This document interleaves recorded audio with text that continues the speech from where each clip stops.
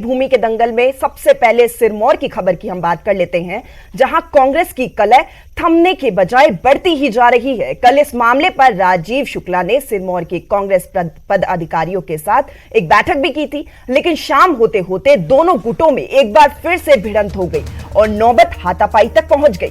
सिरमौर के कांग्रेस के उपाध्यक्ष रुपेंद्र ठाकुर ने पोंटा से पूर्व विधायक रहे किरनेश जंग पर मारपीट और जानलेवा हमले का आरोप लगाया। मामला थाने तक जा पहुंचा। हालांकि किरनेश जंग ने अपने ऊपर लगे आरोपों को सिरे से खारिज कर दिया। आपको बता दें कि सिरमौर कांग्रेस विवाद लंबे वक्त से चल रहा है। 40 के आसपास लोग थे, 35-40 पूरे डिस्ट्रिक्ट के, रेणुका से भी थे, शिलाई से भी थे, पछाद से भी थे, पोंटा से भी थे। तो शिमला मीटिंग के बाद हम मिलके जो है जैसे ही वापस हम आ रहे थे तो सराहां के पास हम चाय पीने रुके थे। सराहां के आसपास एक कहीं साइड में कोई छोटे से ढाबा जिससे सभी लोगों ने चाय पी। तो चाय पीने के बाद जैसे हम वहाँ से गाड़ियाँ चली तो हमारी बाकी गाड़ियाँ हमारे पीछे थी।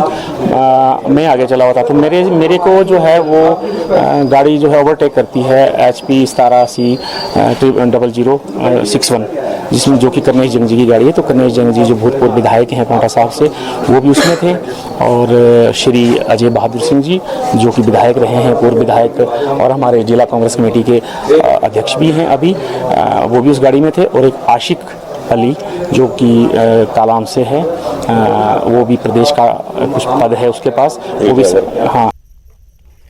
तो 12 जून को प्रदेश अध्यक्ष प्रतिभा सिंह के नाहन दौरे के दौरान कांग्रेस की कलह खुलकर सामने आई थी, जहां प्रतिभा सिंह के सामने ही सिरमौर में अपने अपने नेताओं के समर्थन में कार्यकर्ता नारेबाजी करने लगे थे। कल कांग्रेस की एक बैठक भी हुई थी, लेकिन सबसे पहले इस बैठक में सिरमौर की कलह पर ही चर्चा हुई।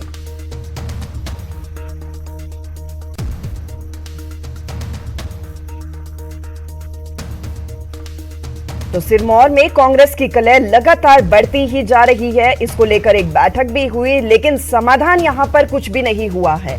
दरअसल अब ये पूरा मामला पुलिस थाने में ही पहुंच चुका है। सिरमौर कांग्रेस के उपाध्यक्ष रुपेंद्र ठाकुर ने पोंटा से जो पूर्व विधायक रहे हैं किरनेश जंग, उन पर मारपीट और जानलेवा हमले का आरोप लगाया, लेकिन मामला अब थाने तक पहुंच चुका है। हालांकि किरनेश जंग जो है, उनकी तरफ से ये कहा गया है कि ऐसा कुछ भी नहीं है। अपने ऊपर लगे आरोपों को सिर से उन्होंने खारिज कर दिया।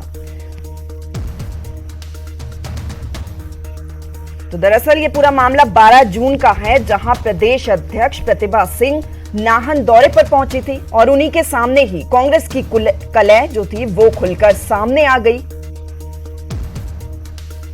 तो नाहन से हमारे संवाददाता सतीश शर्मा हमारे साथ जुड़ चुके हैं। सतीश, ये जो कांग्रेस की कलह है अब सबके सामने खुलकर सामने भी आ चुकी है, अब मामला थाने भी पहुंच चुका है, क्या कुछ फिलहाल अपडेट जानकारी आपके पास?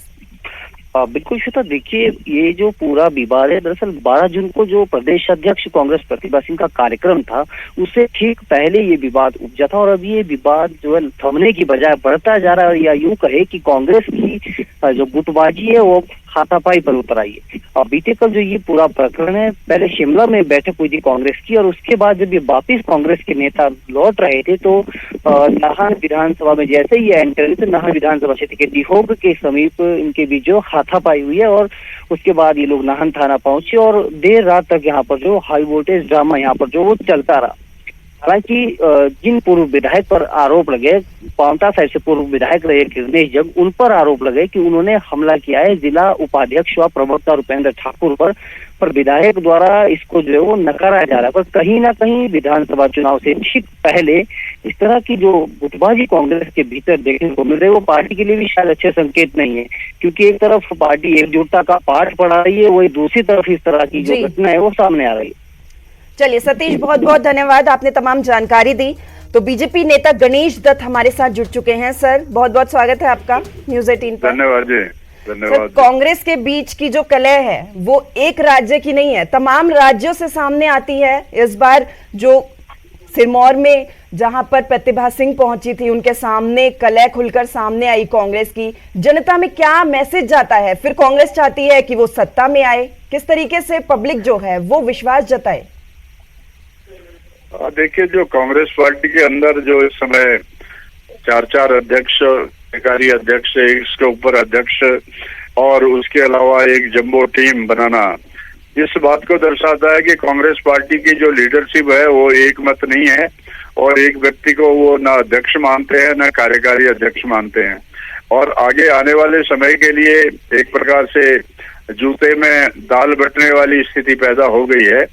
जहां जहां पर भी प्रदेश अध्यक्ष जा रही हैं श्रीमती प्रतिभा सिंह जी, उनके सामने उनके विधायक जमीन पर धरने पर बैठ जाते हैं और कहीं पर नारेबाजी हो जाती है, कहीं हाथापाई हो जाती है। इसका सीधा अर्थ यह है कि कांग्रेस पार्टी कहीं पर भी अनुशासन उनके अंदर है नहीं और वो केवल मात्र अपने को सामने रखते हुए राजनीति करते हैं और अपने को सामने रखते ही वो टिकटों के बारे में अभी से अपना तालमेल बिठाना शुरू कर रहे हैं और एक दूसरे को नीचा दिखाना शुरू कर रहे हैं। ये कांग्रेस की एक प्रवृत्ति भी है और एक अनुशासनहीनता भी है और एक संस्कार न होने का एक प्रमाण भी है। तो वैसे तो विपक्षी पार्टी है, उनके घर का अंदर का मामला है, लेकिन हम चाहते हैं कि एक जो विपक्ष है वो एक संस्कारित होना चाहिए, मजबूत होना चाहिए, सशक्त होना चाहिए और उसकी बात को एक बल भी मिलता है जब वो कोई बात कहते हैं। लेकिन यहाँ हिमाचल प्रदेश में चाहे मुकेश अग्निहोत्री जी का कोई ऐसा वक्तव्य आ जाता है जिसमें एक बहुत बड़ा अहंकार है, मुख्यमंत्री के खिलाफ और शब्दों का इस्तेमाल कर रहे हैं और अंदर ही पार्टी के अंदर एक प्रकार से बड़ा कुछ पक रहा है, तो आने वाला समय कांग्रेस पार्टी के लिए अच्छा नहीं है। वैसे ही सारे देश के अंदर कांग्रेस पार्टी धीरे धीरे रसातल की ओर पहुंच चुकी है और अब हिमाचल प्रदेश में भी जो एक बची कुची उनकी उम्मीद हो सकती थी कभी कि भी वो विपक्ष में आएंगे, लेकिन उसकी भी संभावना अब विपक्ष में आने की भी समाप्त हो रही है। जी चलिए, बहुत बहुत शुक्रिया गणेश दत्त जी, आपने भी अपनी बात रखी, अपना पक्ष रखा। तो लगातार कांग्रेस का जो कलह है वो सबके सामने आता जा रहा है। एक बार फिर से ये लड़ाई देखी गई और अब थाने तक ये जंग पहुंच चुकी है। कांग्रेस के कार्यकर्ता आपस में ही भिड़ते हुए नजर आ रहे हैं।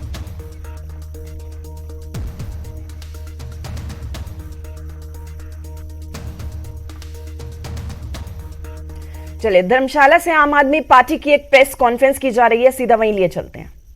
कहते हमारे खाते में 15 लाख मत दीजिए, सेना को दे दीजिए, आप लाइए वो काला धन निकाल के। देखिए ये जुमले हैं, ये जुमला वीर सरकार है और ये निर्णय भी आपको वापस लेना होगा। Thank you. साथ में ये भी कहा जा रहा है कि एवरेज आयु 32 है इस समय आर्मी की, उसे कम करने को लेकर के भी एक मुझे लगता है कि इस पे पहले कहा चुका है। पीवीसी का आप रिकॉर्ड देखिए, एवरेज आयु पीवीसी की 30 साल से ऊपर है। आपको लगता है 30 से 32 साल का जवान लड़ने लायक नहीं होता है? परमवीर चक्कर में कह रहा हूं आप पूरे हिंदुस्तान का देखें, 30 से ऊपर की एवरेज है इसकी। ऐसा नहीं है, 30 साल में जवान परिपक्व होता है, निर्णय लेने की क्षमता होती है, बड़े बैटल में, बड़ी लड़ाई में वो काम आता है। सेना को आप युवा भी कीजिए, लेकिन इस शर्त पे नहीं कि आप 4 साल ट्रेनिंग दे करके उन्हें भाजपा के दफ्तर के बाहर सिक्योरिटी गार्ड बनाएंगे, केंद्रीय मंत्री के हिसाब से वॉचरमैन बनाएंगे, धोबी बनाएंगे, आप ड्राइवर बनाएंगे। ये सेना के साथ मजाक है। और मैं कहता हूं भाजपा को, इन नेताओं को कहो सेना से सार्वजनिक माफी मांगे, क्योंकि इस तरह के बयान देश की जनता कभी माफ नहीं करेगी। आपको क्या लगता है जिस तरह से थल सेना के अध्यक्ष हैं जनरल मनोज पांडे का कहना है कि किसी भी तरह से जो है इसमें कोई संशोधन नहीं होगा, ना इसको चेंज किया जाएगा, तो क्या लगता है कि आपको ये हो सकता है? देखिए लोकतांत्रिक देश है, सरकार ने अपना निर्णय लिया है, बतौर विपक्षी दल, बतौर जनता की आवाज हम लोग अपने मुद्दे पर खड़े। यही तो लोकतंत्र की खूबी है। हम लोकतांत्रिक व्यवस्था के तहत इसका विरोध करेंगे और हिमाचल प्रदेश में कहीं कोई आगजनी नहीं है, कहीं कोई पथराव नहीं है। अरे हमारे खून में अनुशासन है, ये वीर भूमि है भाई, यहां पे भी आप मामले। चलिए।